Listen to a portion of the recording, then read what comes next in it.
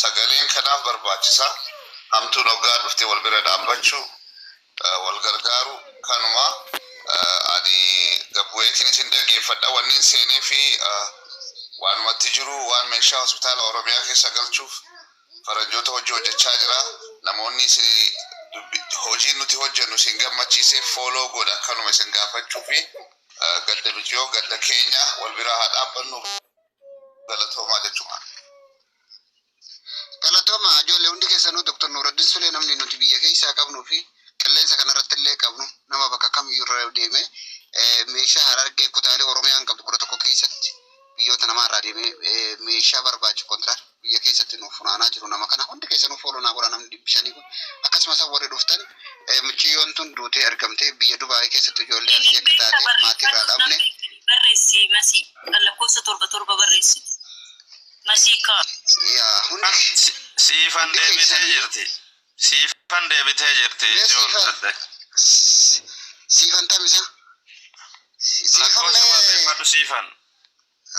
Siifan meela kosa sadde barreessi. Na jara na siifan imali namni biraan barreessina.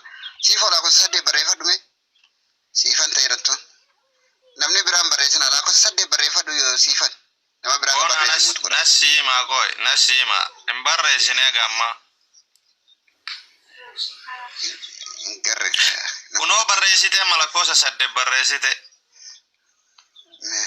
Tadaa'ima irraa qabdu san. Yaa. Okay. Ergee fi jira rakkoon qabu. Ergee fi jira.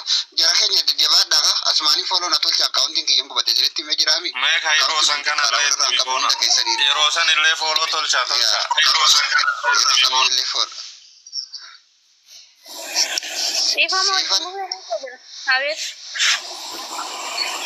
Maalin deebite? Lakkoofsa kennuuf hin barbaademu fedha. Lakkoofsa jara asii immoo inni akkanaa kennuun barbaada. Lakkoofsa arbasee maatirratti dabaluu osoo hin taane warra ollaatti akka himamuuf kan hin barbaade malee qaxxitaa akkamitti amma yaanne qaxxitaa maatiin asirfachuu danda'a waan ta'eef amma qaxxitaa maatitti himuu hin barbaadne.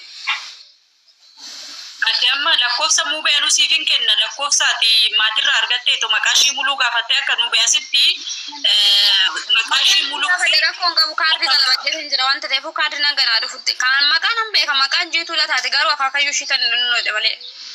Akaakayyuu ishii sanatti irraayitoo lakkoofsa maatishii ittiin beekan waraqata ishii barbaade waan ta'eef amma beekan biyyaatti miti kan nu dhibe anasii akkaataa itti duutee akkama bakka makka turtii achitti awwaalammoo firiijii keessa jirti moo akkam isa gaafachuuf muubeen kan maqaa ishii muluu barbaade si galee siifu. Rakkoon hin jiru. Maqaa micoota na keessaa ishee kun maqaa anatu dawwala kan jette san keessaa ishee sunitti mu dandeessa isheen solluma. Mee kootu wal baay'ee lakkoofsa barreeffadhu mee eenyu si? Dirra kootu seen. Eenyudha maqaan barreeffadhu obboleetti tiyya mee lakkoofsa jaha barreeffadhu. Qabdu san of nagalchaa. Siapa sih tana?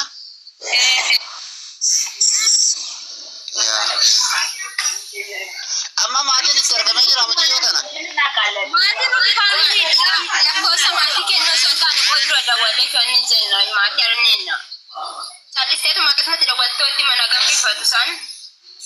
Kata mati lah kan nomor pada nama gadis saya tidak wale gadis sana mati dia mina kayak dari kemarin di mawan tapi koi ani majar kayaknya beranda wala tambode akasih sudah dan itu ada kan.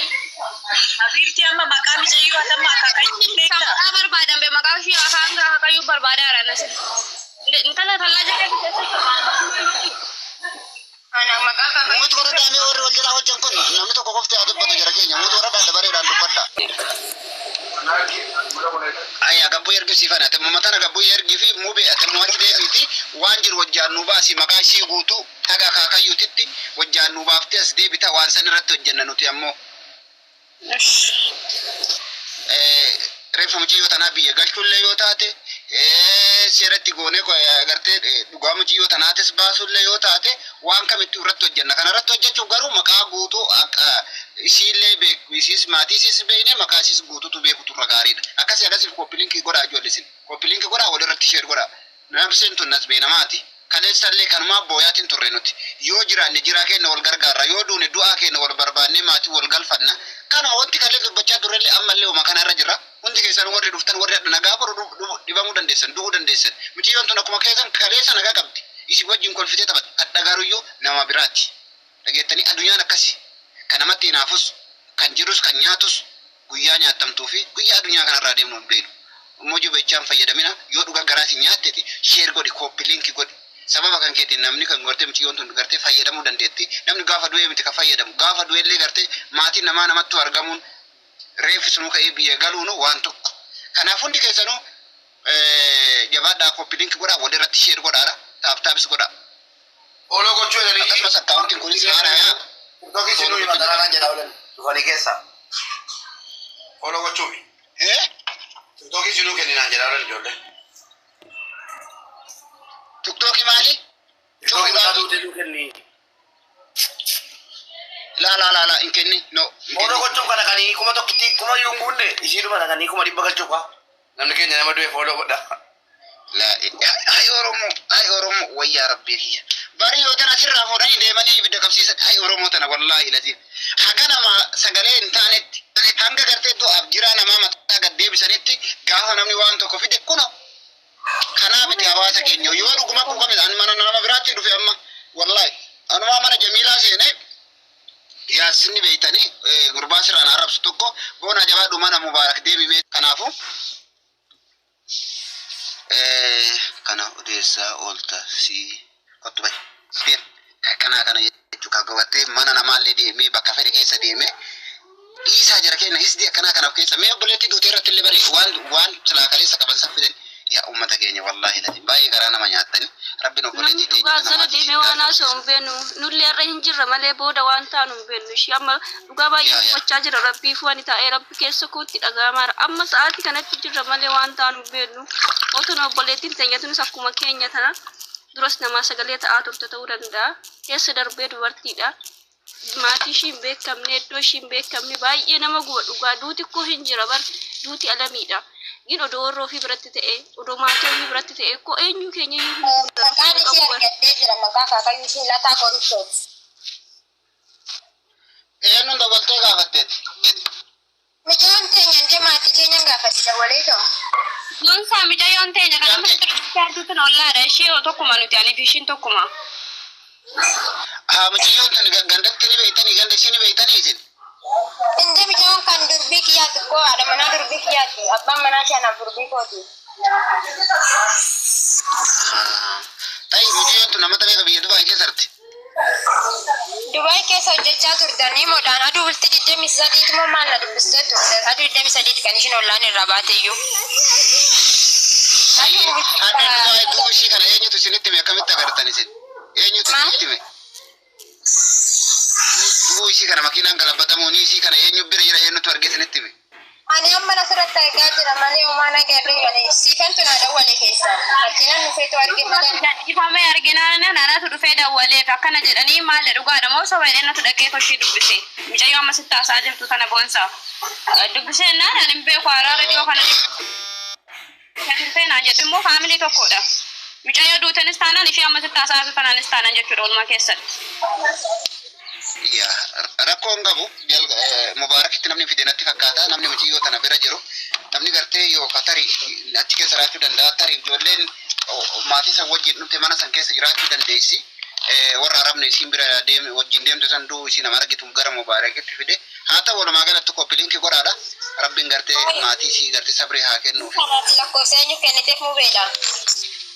Gaaddisaan kan kenneef gaaddisaan Gaaddisaan maal daawwachiisanii gaaddisaan amma dawwalee maal dhanni maal ta'ee namsira hojjechaa jira. maal jedhee taa'imuu dhaqee inni rakkoo maal qaba? Fisaatti gaddisaa dawwaluu irra isatti himuu wayya. Inda fisaatti akkami taate manaa ta'e akkami taate jedhamee gaddisaa isatti himama. Isa amma jira abbaa manaa ishii yoo hin taanetti ila dhageeffadha abbaa manaa haadhaa fi abbaa manaa abbaa ishii yoo hin taanetti rakkoon qabu abbaa fedhanitti taa'imanii inni tasgabbeessan jechuudha. Koppiliinki godhame hundi keessanuu jara keenya koppiliinki godhaadha akkuma beeytani warri amma dhuftanii maali jechaa jirtan laalla akkasitti ammoo warri biyyoo tana beeytan ammoo sirritti lakkoofsa torba barreessitanii ol baatanii maalummaa ishiin himuu dandeessanii jechuudha. harkaanis koppii linkii gochuun irraanfatin asmaanii akkaawuntiin kun isaa haarawa akkaawuntiin kiyya na yaalaa gubate fooloo tolcha. Gabaa koppii linkii godhame. Sifa. Asoof si tolo. Rakkoon qabu. Sagure biti. Ijoollee ammaati ani ishii nama siirraa baay'een ishii Wajji mubee maaliin deebite? Abboo silkiin daa'imartii godhamee jira itti fakkaata raa biraarratti. La adda baasaa natti maa laal micayyoo tana jala sararaatoo laa ijoollee ergan biyya irraa bituu deeme tureen jira. Sababa saniin micayyoon tuni waan akkanatti laalu dhiqoo ishee fuula kana keessa haadhallee abbaallee fakkaatti. Yoo micayyoon tun achitti heerumte malee haati abbaan achi hin taane ta'e micayyoon gara arsii muunessaa yoo taate qarsaa yoo taate lataa qorichoo hordofaa jedhamu warri maatii micayyoon micayoon isaa horuma san fakkaatti. Laalaan ishii biti kun sabuuree jedhan. Ati ishii akaakayyuu ishee baabayyuu ishii hin beennu maatii gaafannaa jedhani. Amma fakkeenyaan ijoollee naannoo keessatti Gefargee tokko hin beeknu osoo hin taane faamilii ishiiti kana namaan mubeedha lakkoofsa kenneefsi. laali micayyoon tun ollaa keessatti dhalattee erga guddattama ijoollee ollaa tokkotti dhalattanii guddatan rogaa taate haga kayyoo haga baabayyuutuu hin beenna wal beenna kanaaf asin hin jechaa dhabe amma micayoo tana safara sanitti dhaladhee xiqqoo nurraa fagaatu nam seekaa. Mucaa isuma kiyyaa heerumtee jirtaadha manaa mucaa isuma kiyyaa ishee. Ishiin achitti heerumte eecha bakka ishii sanatti maa biyya ishiin itti irraa dhufte heerumte naannoo. Ganda bulchituu kasaadha. Habibti sagolet betekiristani Gabriel yoo beete betekiristani Gabriel achi ollaadha achuma betekiristani Gabriel bir yoo beete ta'e karaa daandii barritti ol ba'u. Haati abbaan ishii La bakkeen isheen itti heerumte amma bakkeen amma mucaa nama itti heerumteertu. ani bakka ishiin itti heerumte doontaa abbaa ishiin barbaade haati abbaan ishii yoo gara nama gara biraatti achitti heerume ta'e micayyoon tun xiqqoo ishii bifaan natti. Amma waan gootanidha obsinee natilleen dhaaba amma nuti wanti goonu lakkoofsi sun erga dide lakkoofsi abbaa manaa kennaati maqaa muciyyoo sanii maqaa muciyyoo jettan kanaa nuu kenna maqaa kana qabatamee osoo ishiin miidhamte jechuutti nimni akka gara fakkeenya muciyyoon tun nama dhukkubsatee yookaan nama walloleetitti dagalee itti himaa muciyyoo biyya namaatii qabdanii muciyyoo akkasii jedhaa akkasiin malaan irraa gaafataniiti amma gartee erga lakkoofsi amma isin jedhaa jirtan kun illee erga nama irratti hidhameeti rakkoodha ammoo itti himuun dirqama. Katti mana ammoo duute yookaan akkana jechaan osoo hin taane akka nama miidhameetitti akkasitti itti himuun barbaachisaadha. Maqaa amma isin jettan kanallee asuma maqaa walirra qabanne abbicha isin itti heerumte sanillee hin gaafannaa jechuudha. Haala sanii yoo deeman irra dansaadha natti fakkaata mube. Laawaa tokko na dubbisaa boona asitti waa takka bichaan dubbachuu barbaade amma asirratti yaadatu. Oi bittee yaalaa jira boonaa koo. Yoo naa dalagee fi annan deebi'ate furmaata barbaada achi bira waan tokko xaxaadha wantichi hin deebin barbaada nama beeku boonu barbaada. Yoo amma koo boonaaf oi akka koo wajjinaa meemeelaa boona dabalee nu dubbachisi. Akkan jedhan Ustaaz Ahmad Tuyyuu Ustaaz Ahmad Saandubaaytii amma kaakayyuutti maqaa fuudhaati. Nawaamaa yookaan ayidiitii fuudhaa nawaamaa. Hin barraa jedhe namichuma wallee gaafannaa namichi warra jalaa duute ilmoo jalaa duute obboleetti warra jalaa duute nu himuu dhiisuu danda'a yoo garuu abalu mubaarak musammaa yaasin sibira hojjetti miti akkas yoo jenne inni rifateeti duuteetti jedhanitti maa eessa jirti janaazaas jenne gaafannaa maqaa guutuu malitti deemuun hin ta'uu jedhani. Kanaaf mee motora dhaasin ijoollee warri shamarranii iyyuu dhugaadha. Araba gaafachuun duratti maqaa muciyyoo kanaa waan guutuu harkatti deeffachuudha. Arabni ni beekanii wanti kun yoo taate ni deetti. Maaliif ni kaffalchisa waan taateef kanaan maqaa guutuu yoo seerallee ka qabatu taate jalqaba osoo gara isaachi hin baafne dura biyyarra dawwalanii maqaa guutuu irraa fuudhanii akkasitti gara araba kanaatti dhiyaachuu wayya ammallee. Inni gaambu sagaleen koo. Yana carraanaa kennaa yeroo takkitti jira nagii. Ni jira. Boonaa meeqte Inni maaree maqaa guutuu isin kennaan jira qabaddaa kaa. laal boonaa waa tokko mee kan hunda goggorallee dhiifama naa godhaatu carraanaa kenname waa takkan dubbachi jarana micayyoon tun abbaa manaa erga qabaatte abbaa manaa ishiitirraan ala deemte erga ta'e infoormeeshinii guutuun isaa harka jira waan ta'eef maqaa paaspoortiin wanni paaspoortiin ishiin ittiin deemte isaa harka jira waan ta'eef maalumaaf dhositu abbaa manaa ishiisan itti bilbiltanii rakkina keessa galtee Waan jirru dhiifama wajjiniin giifti kodhossaan jirru beenuti akkamitti dhaqee kuma akkana ta'e jedhamee afaanitti naqqabini biyyaa isaatitti mammaa jechaa jirru beenu. kooyo bileetti dubbii afaanitti naqqabini qaxxitaa isatti bilbiltanii too isarraa infoormeeshinii jiru fudhattanii achi immoo ijoollee as biyya kana Maqaa guutuu barbaadanii miti maqaa guutuu qabaddaa isiniifan himaa. maqaa guutuu maqaa calloo yoo taane maqaa paaspoortii barbaachisa. wal jalallee wajjin Maqaa paaspoortii wal jalallee wajjinaati. Mi'a dubbattu mina dhiisame. Jira maaliif hin nageenye reesin maqicha? Irro maqaa paaspoortii ishii san mubeedha ergi. Maqaa paaspoortii ishii Maqaa san paaspoortii ishee guutuun jiituu lataa qorichooti. Maqaa guutuun jechuudha. akkasumatti footoo kaasitii ergi fi mubeedha. Footoo maali? Footoo paaspoortii moo? Mubeera. Footoo paaspoortii kaasitii ergi fi mubeedha. Ai paaspoortii isin ka jira obboleettii koo. Paaspoortiin ati qabatee deema moo? Maal jechuudha? Ada kam Maal booda maal booda itti dabarsaati nama siifan meemee mi'uutii qaban. Naataan Ooyyan nuufe.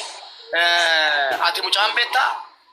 Mucaani ani isheen heerumte mucaan isuma xiyyaati gurbii kiyya jechuudha. Abbaan manaa ishee. Okay, abbaan manaa si maqaa isaa eenyunni? Isaan aggasa. Isaa lagasa qoyika. Siifan arsii maqaa abbaa manaa siifsaadha.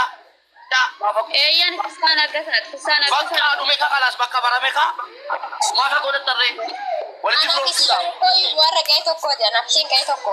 Sifan ishee. Ayyee tokkisi ka biraas sila galisi akkati suurii taatu dhumatee ustaazaa maditti kennu godha. Kennu godha kalas. Maqaa guutuu qabatteertaa mubeeti. Isaa irratti memeela kun kalas bakka baramtetti amma siifaniin barbaanna siifanii fi naatinaan hin deemina. Galatoomaa ulfaadhaa hundi keessan iyyuu warri nu gargaaraa ooltanii koppiliin golaa buunaa baalee hundi keessan namoonni bijaafa 41 amaanaa rabbiiti.